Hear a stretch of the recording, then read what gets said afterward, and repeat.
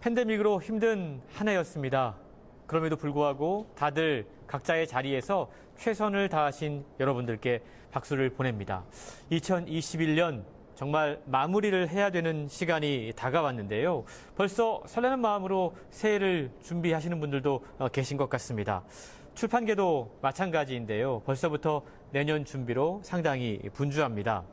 새롭게 독자들을 만날 책들을 정말 열심히 준비하고 있는데요. 그래서 저희가 준비해봤습니다.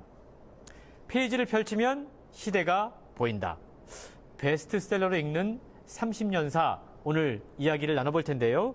오늘도 장동석 선생님 제 옆자리에 모셨습니다. 안녕하세요. 안녕하십니까. 출판평론가 장동석입니다. 오늘 우리가 감히 지난 30년을 한번 이야기해 보려고 해요. 가능할까요? 주요 독자로서 이제 제가 막 부상하기 시작하던 시기였기 때문에 가능할 것 같기도 하면서 사실은 이런 작업은 대가가 하셔야 되는 건데. 네, 대가시잖아요. 저희는 오늘 좀 흉내만 좀 내보죠. 예. 예, 어떤 책들이 있었고 그 책들이 저희가 10년 단위로 끊어서 어떤 의미를 지니고 있는지를 한번 이야기를 해 보도록 하겠습니다. 사실 서점별로 조금씩 이제 차이가 나긴 하겠지만 책마다 갖고 있는 역사적인 좀 의미가 있었던 것 같은데요. 그렇죠. 30년 전으로 한번 가보겠습니다. 1990년대 초반. 저는 개인적으로 이때 이제 대학에 막 입학을 해서 그렇죠. 정말 자유를 맛보고 네, 정말 많은 책들을 접할 수 있는 기회는 있었으나 책과 가까이 하지 않았던 그런 시기였는데요. 1990년대 초반은 어떤 시대였던 것 같으세요? 그러니까 책을 우리가 볼 때. 저도 사실은 뭐 90년대 초반에 대학을 입학해서 비교적 순탄한 학교 생활을 저희는 했지 않습니까? 네. 근데 그 전 세대들, 그러니까 80년대 학번들만 해도 사실은 돌을 많이 던지던 운동 열심히 하시던 그렇죠. 그런 시대였는데 책도 극명하게 갈리죠. 80년대까지 보면 어떻게 보면 이념과 혹은 민족의 문제를 굉장히 깊게 집요하게 추적하는 책들이 많았다면 90년대로 넘어오면 이제 대중교양서의 시대가 돼버리는 거죠. 이를테면 이념적인 혹은 민족적인 어떤 그런 성취들을 계속 따라가는 책은 서서히 도태하고 경제 경영서, 과학책들, 아동시장이 90년대 초중반부터 열리기 시작하고 결정적인 건 이건 것 같아요. 여행 입문서.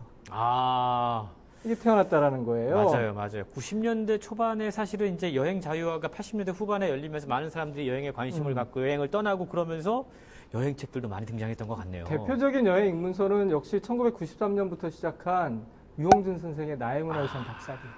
멋진 책이죠. 거기다가 이제 경제경영서 말씀드렸는데 아주 대표적인 경제경영서가 이때 태어나잖아요. 1989년에 출간되긴 했지만 1990년에 베스트셀러가 된 세계는 넓고 할 일은 많다. 김우중 그때 회장님. 그 책이 필독서였어요. 맞아요. 네. 그리고 그 문장이 많은 사람들에게 용기를 줬던. 그렇죠. 네. 세계 시장에 대한 글로벌 막 이런 얘기 나오고. 거의 약간 페이지마다 구호 같은 것이 들어있던 그렇죠. 그런 느낌이었어요, 책이. 그러니까 세계는 넓고 할 일은 많다라고 하는 책 제목이 1990년대 초반에 우리가 세계화를 지향하고 또 많은 젊은이들이 세계로 나가고 그런 어떤 시대적인 과제들을 보여주었던 그렇죠. 것 같네요. 거기다가 또 하나 이제 이 책을 짚고 넘어가지 않을 수 없는 게 1993년에 출간된 위기철 선생의 반갑다 논리야.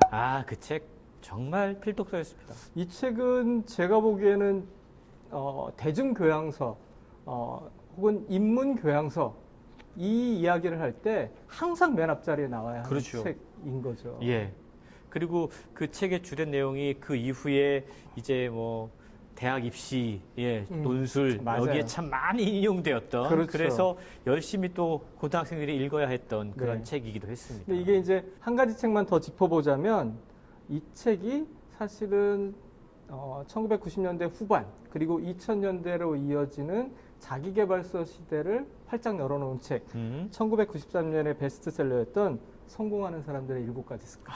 스티븐 코비 박사. 네. 예. 많이 소개하셨죠. 정말 대단한 작가죠. 사실은 전 세계적인 뭐 베스트셀러 작가이기도 하고 얼마 전에 또 스티븐 코비 박사의 성공하는 결혼의 7가지 습관이라는 책이 출간이 되기도 하고 깜짝 놀랐어요. 미발굴된 원고가 막 다시 맞아요. 올라오고 그만큼 스티븐 코비라고 하는 이름이 뭐 플랭클 앤 코비 뭐 다이어리 쓰시는 분들도 계시고 맞아요. 정말 하나의 브랜드가 돼서 많은 사람들에게 애용되었던 그런 기억이 있네요. 그러니까 1990년대 초중반은 이렇게 이제 아까 말씀드렸던 경제경영서와 과학서 시장, 대중교양서들이 이제 생겨나기 시작했고 여행 입문서들이 나왔고 아동 시장이 정말 활화산처럼 터져 나오는 시기였다. 이렇게 정리할 수 있을 것 같아요. 정말 풍성했던 것 같습니다. 맞아요. 지금 우리가 읽고 있는 많은 분야의 책들이 1990년대 초반에 뭔가 좀 이렇게 씨앗을 뿌리고 막 이제 그렇죠. 열매들이 맺히는 그런 시기였던 것 같고요. 자, 그러면 1990년대 중반으로 넘어갈게요. 네. 2000년대 초반까지 격변의 시기였죠, 그때가. 이제 IMF로 대표되는 그래서 이제 나온 키워드를 한두 가지가 있다면 아버지, 그리고 역시 아까 우리가 짚고 넘어갔지만 여행 자유화가 이제 90년대 후반으로 가야 진짜 본격적으로 이제 시작되지 않습니까? 그러면서 이제 세계화, 김영삼 대통령이 얘기하셨던 세계화와 맞물리면서 세계 여행하는 뭐 이렇게 그런 것도 있었고 배낭여행 맞습니다. 이슈도 있었고 예. 그러니까 여행서가 이제 자연스럽게 시리즈가 막 나오고 나오기 막 시작했던 했죠. 거죠. 예. 사실 아버지란 키워드 말씀해 주셨는데 이제 사실 90년대 후반이 제가 이제 사회에 막 진입을 했던 그런 시기였거든요. 그렇죠. 정말 IMF 때문에 많은 아버지들의 실직이 위기를 겪고 가정이 무너지고 그러면서 책들이 참 사람들의 확실한 위로의 역할을 많이 했던 시기였던 맞아요. 것 같아요. 그러니까 IMF 직전이죠. 96년에 출간됐던 김정현의 아버지. 이 작품이 사실은 이제 뭐 아버지를 전면으로 부상시킨 그런 대표적인 작품일 수 있는 것 같고요.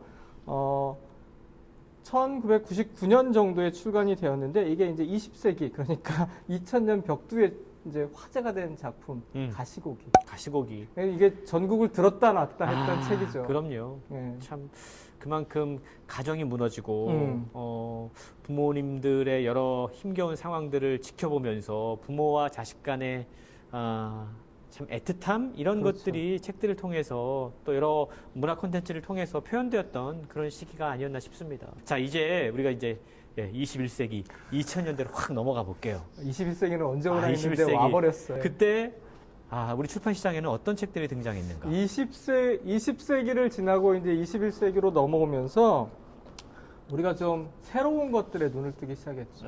이를테면 SF 같은 영국발 SF, 해리포터.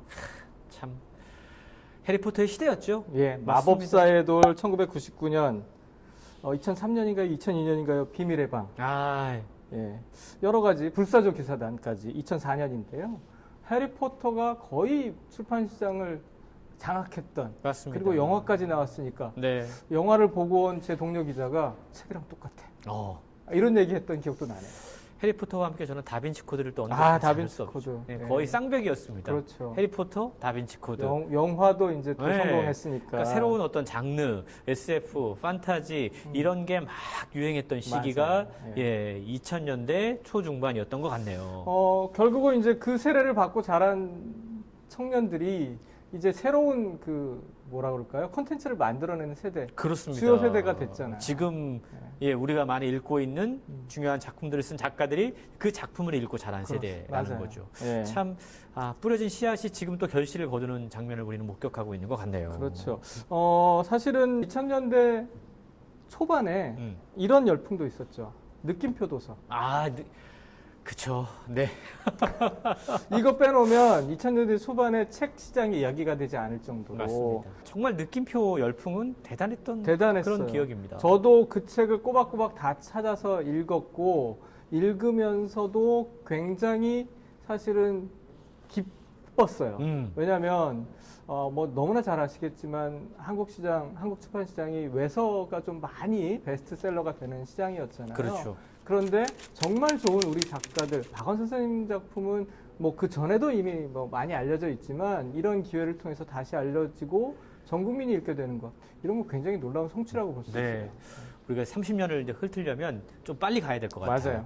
2000년대 이제 중반 후반으로 한번 넘어가 보도록 하겠습니다. 그 전에 이제 부자 열풍이 있었잖아요. 부자 되세요. 네. 21세기 들어오자마자 부자 되세요 그 얘기했던 것들 때문에 이제 뭐 대박, 부자 되세요 이런 건 꺼리낌 없이 얘기하는 주제가 됐잖아요. 그렇죠. 그런데 사실은 이것이 낳은 그 출판 시장의 하나의 트렌드가 결국은 자기계발서 시장으로 갔잖아요. 맞습니다. 예, 2000년대 초반에는 기술을 습득하면 잘 살아남을 수 있을 거야. 이 IMF 시대 같은데. 그래서 뭐 파워포인트 잘하기 뭐 이런 것들도 있었고 뭐 그랬는데 중반에 가니까 이게 아니네. 우리가 스킬을 늘려도 살아남을 수가 없는 시대가 돼버린 거야. 그렇죠. 그러니까 이런 책들이 나왔죠. 마시멜로 이야기 같은. 네. 끌리는 사람은 1%가 다르다. 아, 이민규 박사님 책 네. 많은 분들이 읽었습니다. 맞아요. 경제학 콘서트. 참 대단한 책들이 많이 있었네요. 제가 한 권 더 알려드릴게요. 2007년, 2008년 베스트셀러 시크릿.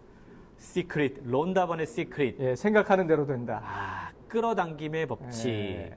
아, 그때 또 이제 국내 작가의 꿈꾸는 다락방, 예, 비슷한 유해 책들이 막 나와서, 예, 많은 사랑을 받았던 종교 그런 시기였던 것 쪽에서는 같아요. 긍정의 힘이 있었고. 아, 그러니까요. 예. 정말 엄청난 일이었죠. 자기개발서 시장이 되게 풍성하게 열렸던 때가 2000년대 중반, 예, 예, 그 이후까지 쭉 이어졌던 것 같네요. 그래서 그 중간 텀에 그러니까 2010년대로 넘어오면서 살짝 소설이 한번 반짝했어요. 엄마를 부탁해. 엄마를 부탁해. 신경숙 작가 엄마를 부탁해. 예. 사실 엄마를 부탁해 같은 경우에는 사실 그 후에 이제 표절 논란이 좀 생기면서 사실은 이제 세계 출판 시장으로도 진출이 됐지만 조금 그렇죠. 예, 여러 가지로 아쉬움이 예, 있었죠. 아쉬움이 있는 예. 그런 또 작품이었던 기억이 납니다. 또 하나 이제 일본 작가 일큐84. 어쨌든 이제 요 2010년대로 넘어가기 직전에는 결국은 잠깐 그러니까 시간을 가지면서 뭔가 이렇게 가슴을 촉촉하게 적시는 그런 순간들이 있었는데 2010년대로 넘어오면서 또 이제 완전히 또 그러니까요.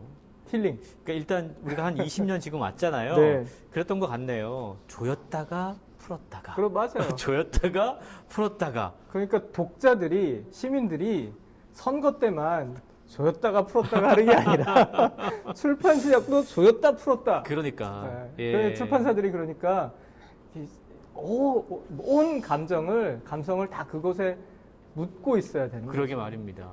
이제 사실 좀 이제 조였으니까 네. 이제 2010년대 초중반으로 넘어가면 조금 풀어줘야 되잖아요. 그렇죠. 그러니까 그러니까 유행한 힐링. 게 있죠. 그러니까 힐링인 거예요. 힐링. 어떤 책들이 있었죠? 힐링, 위로. 그렇죠. 근데 사실은 이게 보자면 하나 이제 맥락을 짚고 넘어가자 보면 힐링 위로지만 그 전 시대에 있었던 자기 개발의 하나의 업그레이드 버전이라고 볼 수 있는 거예요. 그렇네요. 예. 네. 막 하다가 안 돼. 음. 그렇게 잠깐 쉬어봐. 그게 아니니까 마음을 좀 내려놔. 뭐 이런 그래서 기술로는 살아남을 수 없는 시대를 우리가 힐링하면서 자족하면서 살자. 뭐 이런 책들 많이 나왔잖아요. 네. 뭐 대표적인 게 아프니까 청춘이다가 이때쯤 나왔던 책인가요? 맞아요. 아프니까 청춘이다. 네. 아프면 다 청춘인가? 뭐 이렇게 새로운 뭐 이야기들, 패러디한 얘기들 굉장히 많이 나왔지만 아프니까 청춘이다는 어쨌든 청년 세대, 젊은 세대를 긍정하려고 하는 노력들이 돋보였던 책이다. 물론 이제 뭐 반작용도 물론 있었겠지만 어쨌든 청년 세대에 대해서 무언가 이렇게 애정을 갖게 되는 하나의 시작점이 될 수 있다. 이렇게 볼 수도 있을 것 같아요. 긍정적으로 해석하면. 상당히 다양한 책들이 출간돼서 사실 희대적인 아픔을 갖고 있는 세대들에게 많은 위안을 줬던 그런 시기가 이제 2010년대 네. 중반 이 시기였던 것 같네요. 앞서 말씀드렸던 이제 힐링이 아닌 책으로서는 정의란 무엇일까? 이건 뭐 말 안 해도 그렇죠. 대한민국이 그때 어떤 시기였는지 우리가 촛불을 들고 사회 변혁을 바라고 정권 교체를 바라고 그런 시기에 정의란 무엇인가라고 하는 책은 우리의 열망들을 정말 대변해주던 그런 책이 아니었나 싶습니다. 그러니까 2010년대 초중반의 또 하나의 특징은 팩션의 전성시대. 팩션. 예. 이를테면 뭐 우리 작가의 얼굴도 알려지지 않은 우리 작가의 성균관 유생들의 나날. 네. 예, 해풍달. 그렇죠. 이 작품이 드라마화 되면서 맞습니다. 거의 책도 100만 부 이상씩 판매된 것으로 제가 알고 있어요.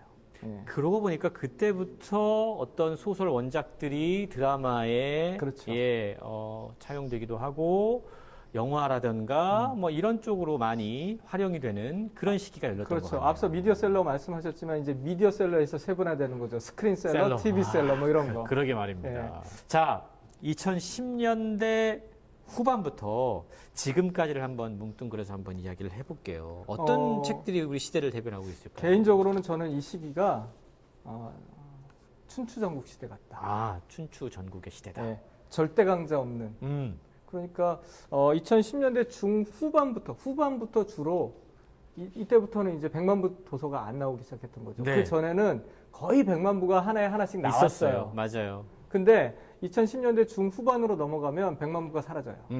그러면서 뭐 20만 부 팔리면 초대형. 그렇죠. 예. 요즘은 뭐 10,000부 팔려도 뭐 좋은 책이다, 혹은 뭐 잘 팔린 책이다 이렇게 얘기하는 시대가 되었으니까. 그러니까 제 기억에 2010년대 접어들면서 100만 부 넘어간 책이 딱 한 권 있는 것 같아요. 미움받을 용기. 맞아요. 네. 그 미움받을 책을 용기 제외하고는 사실은 100만 부 넘어간 책이 정말로 뭐 저희 기억이 옳을지 모르겠지만 백쇄는 있었어요. 백쇄는 제 기억에도 있었는데. 백쇄는 네. 몇 권이 있었는데 100만 부는 제 기억에도 거의 없었던 것 같아요. 또 하나, 이제 경제 경영서의 완전한 변신. 영끌 비투 해가지고 그 주식 사라, 부동산 해라. 최근에 부동산은 정말 너무 많이 나와요. 지금. 그렇죠. 그렇습니다. 뭐 주식 같은 경우도 따라잡기 시리즈라든가 다양한 또 시리즈가 나와서 정말 투자하는 분들에게 실용적인 정보들을 제공해주는 그런 책들이 많이 출간되고 있는 것 같고요. 물론 뭐 그런 책들이 사실 많은 도움을 주죠. 근데 사실 출판의 어떤 다양성을 확보하는 데 있어서는 그렇죠. 우리가 너무 지나치게 그런 책들만 나오는 것도 조금 우려할 만한 상황은 아닌가라는 생각해 봅니다. 그런 점에서 이 장르의 선전은 출판의 다양성을 확보하는 가장 좋은 모델이 되어버렸어요. 아, 그런가요? 과학서의 발진? 뭐라고 표현해야 돼요? 네. 과학서의 만개? 어떻게 그렇죠. 표현해야 될까요? 맞아요. 그게 맞는 것 같아요. 사실은 이게 인문서 시장에서도 배제되었던 시장이잖아요. 과학책이. 그렇습니다. 그런데 원래는 과학이 인문학의 한 장르였잖아요. 근데 그것을 회복하면서 과학적 사실이 밝혀주지 못했던 인간 진화의 비밀이라든가 인간은 왜 존재하는가 이런 문제들을 하나씩 풀어나가다 보니까 결국 독자들이 그 인문 철학서들은 좀 쇠퇴하면서 과학서에서 역사도 발견하게 되고 하나의 세계가 돌아가는 방식도 알게 되면서 사실은 그런 부분에서는 굉장히 큰 영향을 주고 있다. 최근에 또 뇌과학, 그렇죠. 심리와 연결된 이 뇌과학 책들이 나오면서 인간은 어떤 존재인가에 대한 아주 다양한 답들을 내주고 있다. 그런 점에서 이 과학책의 만개는 진짜로 주목해 볼 만한 이슈입니다. 예, 우리가 뭐 인터넷, 소셜 미디어, 사람들이 정보를 거기에 수집하고 있는 시대에 우리가 살고 있는 것 같지만 여전히 책이 갖고 있는 분명한 역할들은 있는 것 같습니다. 그렇죠. 어쨌든 2021년 한 해 정말 수고 많으셨고요. 저는 우리 각자에게 스스로 박수 한번 보내고 싶어요. 박수 보내드립니다. 네, 수고하셨습니다. 네, 홍순철의 북 내비게이션. 올해의 마지막 목적지는 베스트셀러 30년사였습니다. 다음 한 해까지 직진 잊지 마시고요. 저는 북내비게이터 홍순철 출판평론가 장동석이었습니다. 감사합니다. 고맙습니다.